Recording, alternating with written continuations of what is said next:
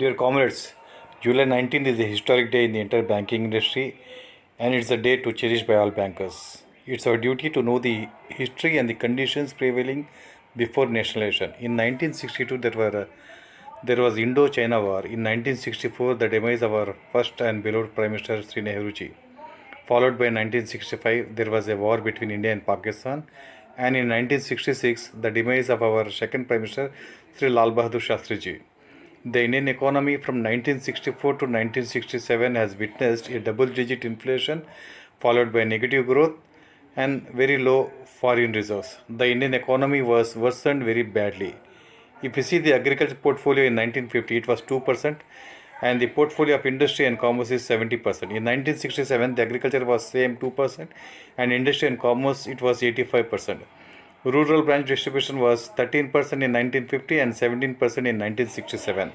The full attention was paid to industry and commerce rather than agriculture, which is the backbone of our Indian economy. In 1967, formation of National Credit Council, that is the priority sector lending. At AICC session at Bangalore, it was decided that nationalization of banks is must, and there was heated political debates and high tension prevailed at Lal Bagh. On 12th July 1967, a massive demonstration was arranged by Karnataka Pradesh Bank employees in front of Lal Bagh, followed by 17th July 1967, the bankers throughout the country hold demonstration demanding nationalization of banks. Madam Indira Gandhi raised the issue of nationalization, followed by protest and resignation by Finance Minister Sri Morarji Desai, and Indira Gandhi took over the Ministry of Finance.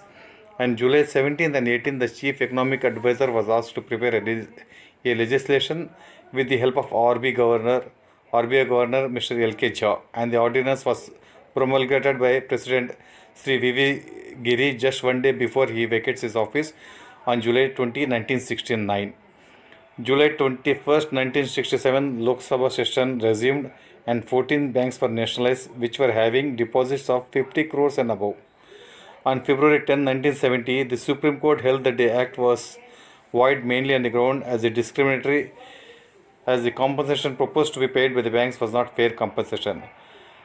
Comrade Mohan Kumar Mangalam and Comrade Ramamurthy took our case in the court of the law for nationalization.